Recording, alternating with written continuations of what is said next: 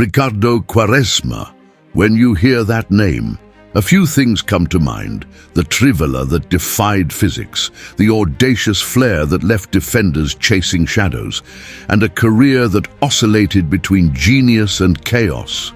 This is the man who outshone Cristiano Ronaldo in their early days at Sporting CP, dazzling scouts and fans alike with skills that seemed otherworldly. Some call him the king without a crown. Others argue he had more talent than even Cristiano Ronaldo. He became a star at Porto, thrilling audiences with his artistry. Without him, CR7 might have never won the biggest trophy of his career. But Quaresma's story isn't just about brilliance. It's about controversies that shook clubs, clashes with legends like Jose Mourinho, and a career that veered between breathtaking highs and frustrating lows. He was the player who could make you fall in love with football one moment and leave you scratching your head the next. Intrigued? Let's unravel the enigmatic tale of Ricardo Quaresma. Born in Bairro Casal Ventoso, a neighborhood in Lisbon known for its struggles with poverty and crime, Quaresma's childhood wasn't easy. His parents divorced when he was just 4, and he wouldn't see his father for years after that. His mother worked hard to raise him and his brother in an environment that didn't offer much hope. As a Romani boy with Angolan heritage, Quaresma grew up facing constant discrimination.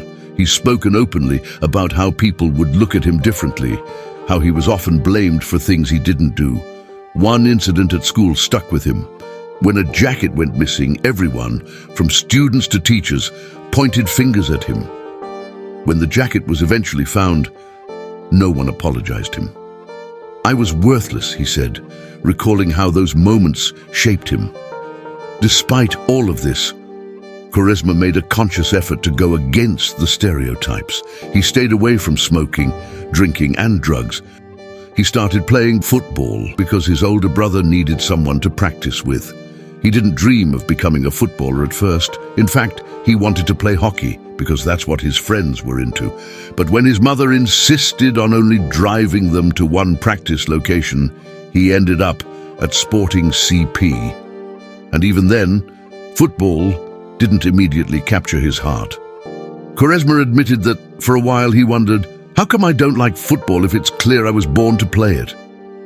But soon, the natural talent everyone around him noticed started to click. And before long, he wasn't just playing, he was dominating. At just 16 years old, he became the standout player at the under-16 Euros, scoring the tying goal in the final and then the golden goal just a minute into extra time to hand Portugal the trophy. That performance earned him his first professional contract with Sporting, and 1 year later he was already making waves in the first team, proving to everyone that despite the odds stacked against him, Ricardo Quaresma was destined for greatness. There was one other boy who had made some serious waves. In fact, the two had grown to be pretty close. His name was Cristiano Ronaldo. When Ricardo Quaresma and Cristiano Ronaldo were teammates at Sporting CP, Quaresma was the star. Yes, you heard that right. In their academy days, coaches, players and scouts alike believed Quaresma was destined to be the next great Portuguese footballer. Where Ronaldo was still raw and hungry, Quaresma was already a polished gem. His flair, speed and ability to make defenders look foolish were unmatched. One coach at Sporting famously said, "Ronaldo worked hard, Quaresma made it look easy." But football isn't just about talent, it's about mentality. Ronaldo was a relentless perfectionist, obsessively working to improve. Quaresma, he loved the artistry of the game, but was less interested in the discipline and sacrifices it demanded. Here's a juicy tidbit. It's rumored that during one training session, Quaresma mocked Ronaldo's stepovers, calling them too basic. Ronaldo, determined to prove himself, spent hours perfecting those very moves, which would later become his signature style. That competitive dynamic between them was fascinating. Two boys with immense talent, but two very different paths ahead. While Ronaldo instantly became a fan favorite and the golden boy of Sir Alex, Quaresma arrived at Barcelona in 2003, but instead of skyrocketing to superstardom, it became a nightmare. His clash with coach Frank Rijkaard was no secret. Rijkaard wanted structure. Quaresma thrived on freedom. One infamous incident involved Rijkaard instructing Quaresma to stick to his position during a match.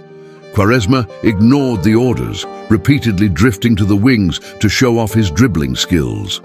Rijkaard benched him for the next game, and Quaresma, never one to hold back, he publicly criticized the coach. He didn't stop there.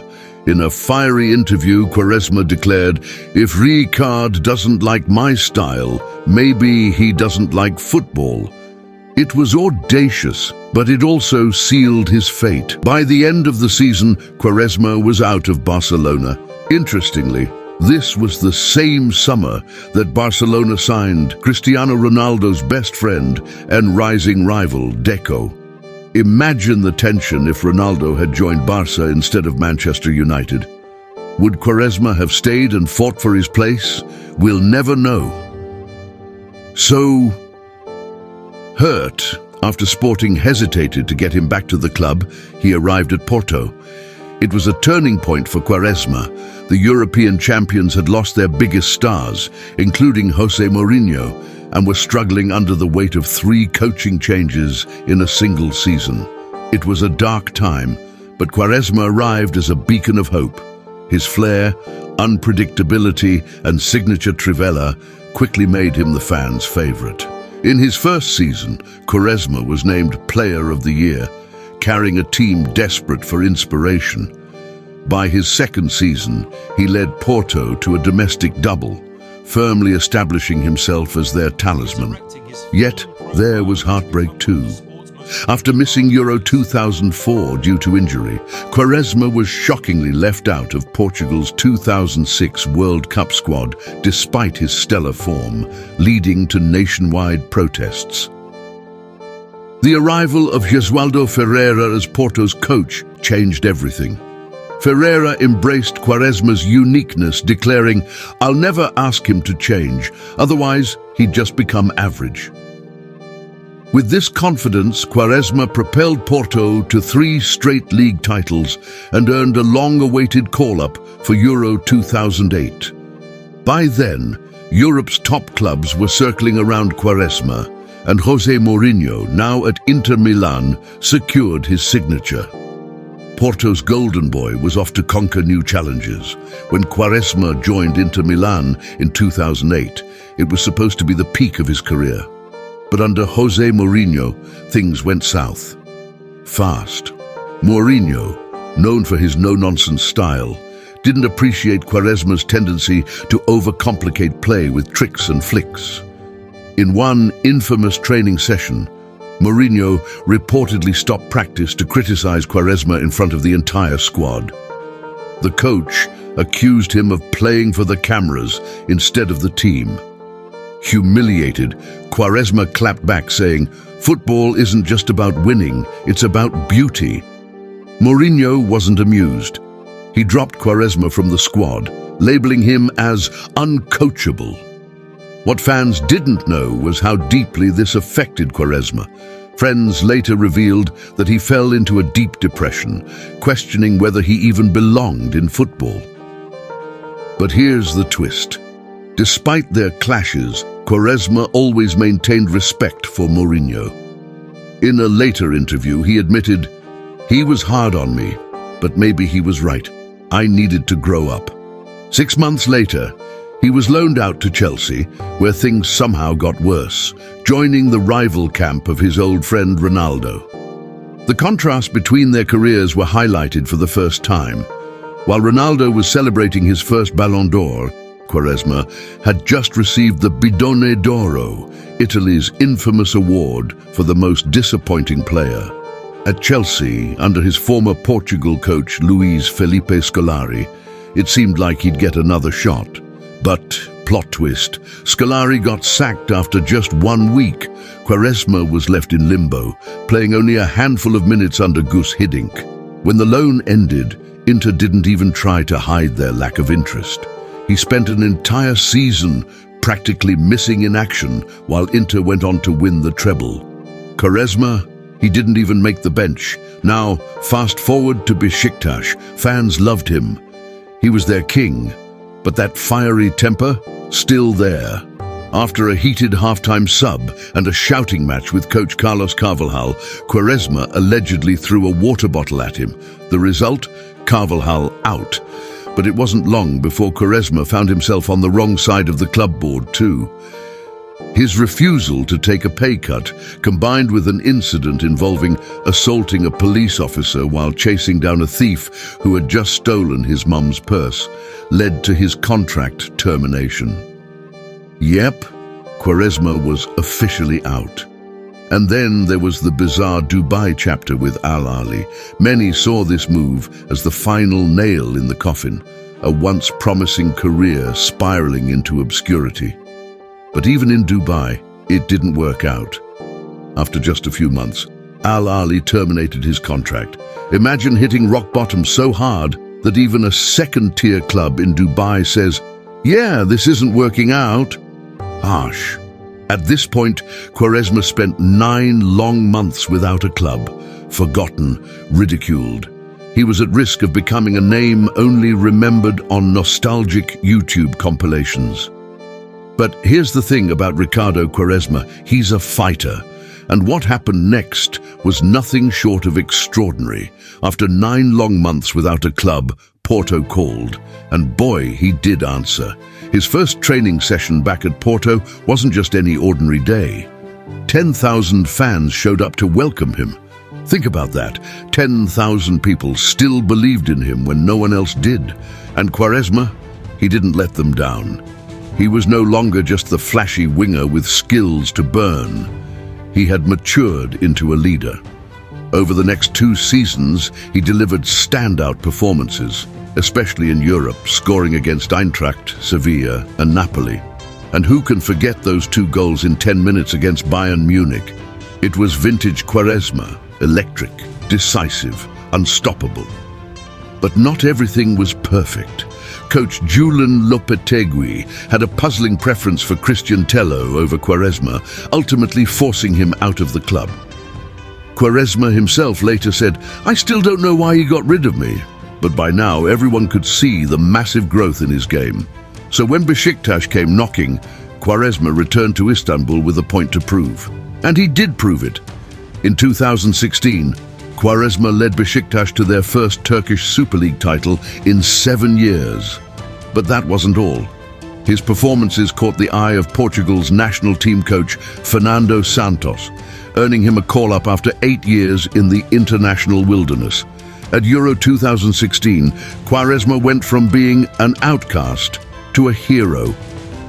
He made his World Cup debut at 34 years old, scoring one of the tournament's most beautiful goals. He was the ultimate super sub. He assisted Cristiano Ronaldo's goal that sent Portugal to the final stage, scored the winning goal in the last 16, and even netted the decisive penalty in the quarterfinals against Poland. Then came the final. With Ronaldo injured and Portugal's hopes looking bleak, Quaresma stepped up. His presence on the pitch was electric.